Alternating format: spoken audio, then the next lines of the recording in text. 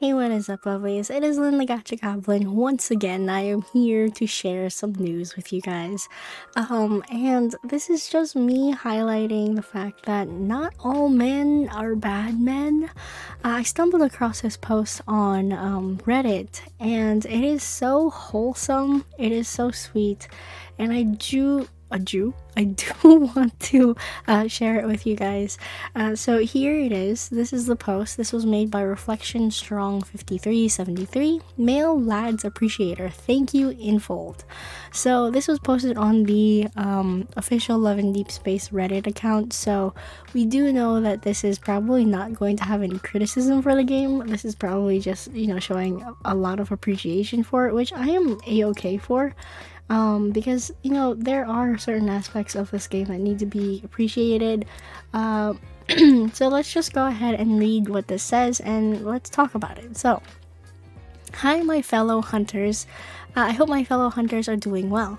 I am a man, early 30s, never really invested in many free-to-play games. I've only played Tiny Towers years ago, and I must say that Love and Deep Space completely blew me away. My first glimpse was through the fan art I discovered during my social feed doom-scrolling sessions, particularly amazing art of Silas. Eventually, I learned he's one of the main characters in the game, and I was convinced to buy an online friend to try the game, and it wasn't just thirst traps.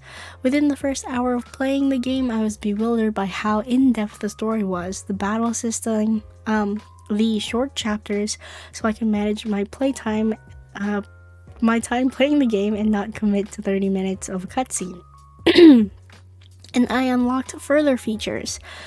I was further bewildered by the anecdotes, memory collecting, events, fun games to play, cute plushies. It was nice that you get so much insight into characters and have so much without a paywall hindering your experience. Not only that, it's a great game with story and mechanics, but it's also hearing the behind-the-scenes info on the love and dedication info put into this game. I don't even think that AAA game titles have this much dedication from major gaming companies. And the fans are very creative. It's amazing to see their creations dedicated to the game, and I'm sure if they wanted to, if they haven't already, pursue careers in creation. I also heard the negative feedback about this being a gooner game for women, and I don't really see that. All the male love interests are super respectful, very supportive, and as a man, they seem like cool dudes you just want to hang and fight wanderers with. There are a little provocative content, but I wouldn't say it's gooning at all. I'm sure I can just write an infinite amount of words of how much I like this game, but I'll leave it here. This will likely be my only post, and wanted to express my gratitude in case Infold ever reads this, and to say some good men support this game and what you're doing. It's also it's been influential for me creatively as an inspiring writer. Take care and stay safe. So this was an amazing post by, just some random guy who's been playing Love in Deep Space.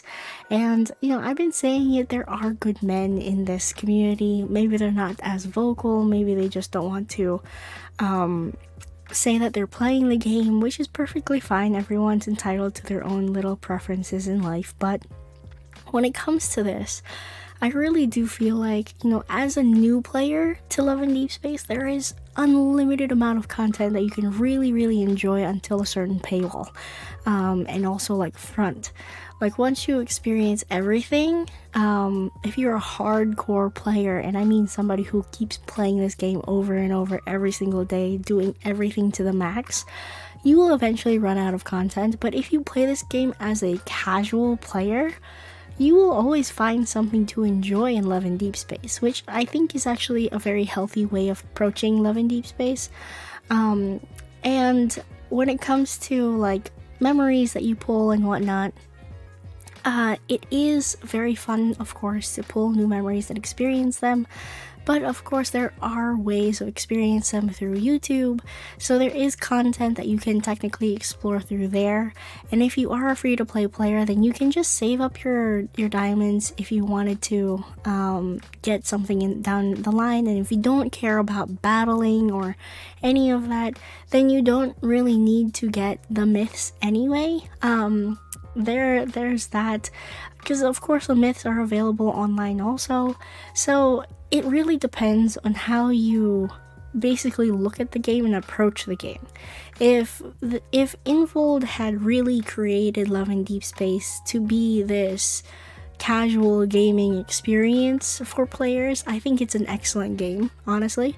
But because there are so many like aspects and people in the fandom who want to be a little bit more in depth in the game and kind of dedicate more time and more money to it, that's when I do see where the problems start to rise up, like the grinding system, the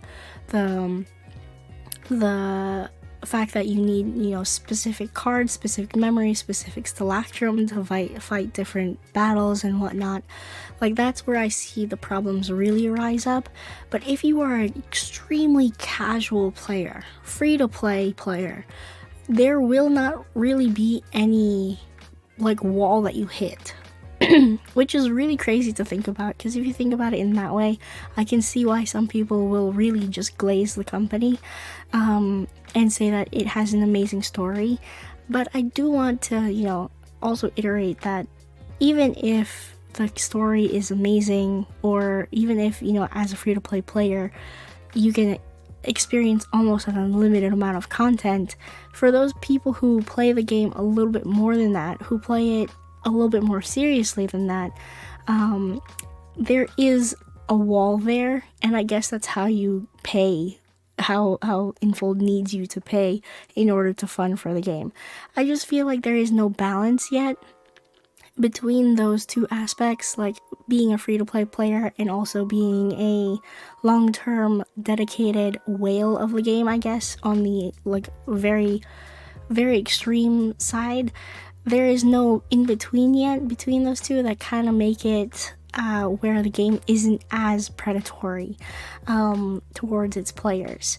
And when I say predatory, I mean it doesn't make you feel so much FOMO. It doesn't force you to spend in order to get the RM pass, so that way you have enough stamina to grind for your memories and level them up sufficiently.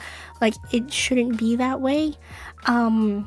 And you can clearly see the effects of that FOMO structure that Infold is implementing through the gacha revenue, because we're beating games that are notoriously more predatory, like Genshin Impact and Honkai Star Rail. Like, those games are huge, they're massive, and yet Infold is still whooping their ass in terms of getting revenue because they implement these predatory practices.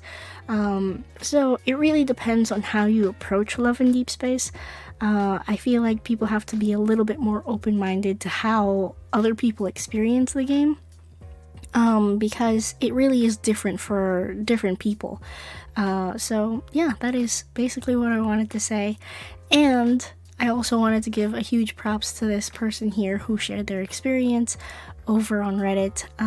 It really is nice to see somebody who is a male playing this game and who is open to sharing their experience as well, and basically also kind of give their own opinion about it being called a Gooner game as well, because there is such a tiny percentage of it truly being a Gooner game that it really doesn't make it a Gooner game.